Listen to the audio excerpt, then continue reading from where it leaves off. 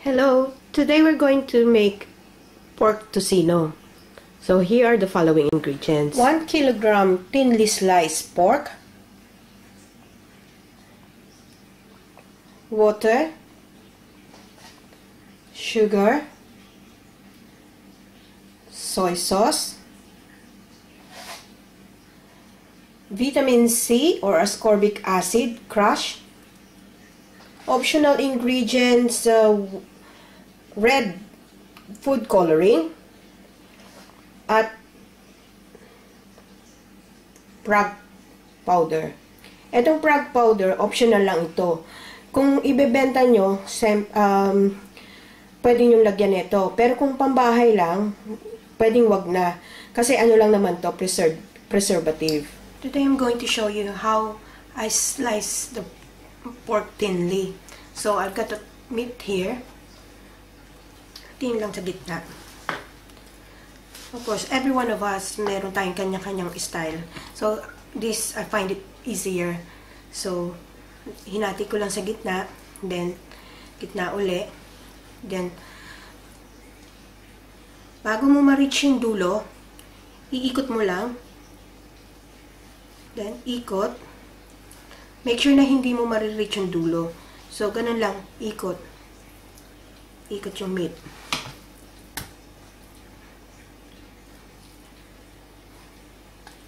And then, the other side naman. So, ganon. Hindi ko inaano yung dulo. Iniikot ko lang yung meat. Yung dulo, ganon pa rin. So,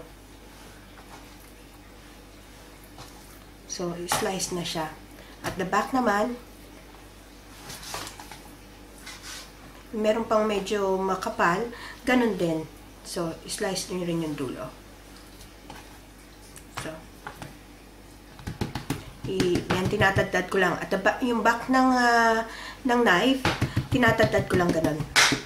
Para malambot mamaya pag prito. So, that's it. How I thinly slice the pork for tocino. So, we'll start. Sa isang saucepan, pag samasamahin lang natin yung ating mga liquids. Tutunawin lang natin.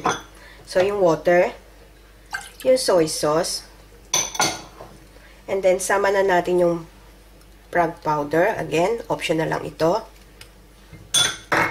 Yung ascorbic acid.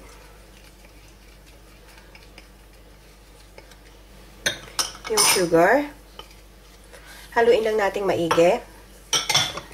And yung food coloring. Optional lang din itong food coloring. So, haluin lang natin maigi. Then, pwede na natin sindihan yung kalan. Pakuluin lang natin para matunaw yung sugar at saka yung ascorbic acid. So, pakuluin lang natin ito hanggang sa maging parang syrup. Parang syrup na. Pwede nyo nang patayin and then let it cool down completely. So, yung ating pork, inilagay ko lang sa isang Tupperware. Tapos, ang ating mixture, completely cool down na. So, isalin lang natin.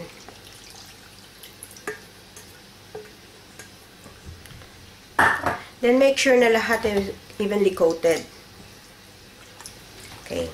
So, this one is ready. This one is ready na. So, takpan lang natin. And then, ilagay lang natin siya sa fridge to leave at least 24 hours to marinate. Then, in between 24 hours, medyo pagbalik-balik rin nyo lang siya para evenly yung pagmamarinate. So, balikan natin to when it's ready. So, our tocino is completely marinated na. I left it for 24 hours. So, pwede na natin siyang i-fry. So, sa frying pan, ilagay lang natin. So, yun lang kasya. And then, lagyan lang natin ng water. I-cook lang natin siya muna sa water. Konti lang. Hanggang sa ma-absorb yung water. So, baliktarin lang natin para even yung pag-cook. Then, intayin lang natin hanggang totally absorb na yung water. So, eto na. Malapit nang ma-absorb yung water. Konti na lang talaga yung water. So, baliktarin ulit natin. Continue natin yung pag-fry. Lagyan natin ng cooking oil. And then, i-fry lang natin to hanggang sa malito. Another optional ingredients while frying, nagtiktik lang ako ng garlic para medyo garlicky flavor. yung ating tocino. Pero that's entirely optional.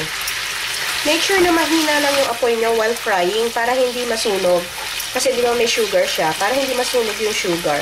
At hindi naman na hilaw yung pork natin. So, this is how mahinang we're apoy lang. going to serve our tocino. Best served with garlic fried rice and fried egg. O, di ba? Perfect for breakfast. Tosilog.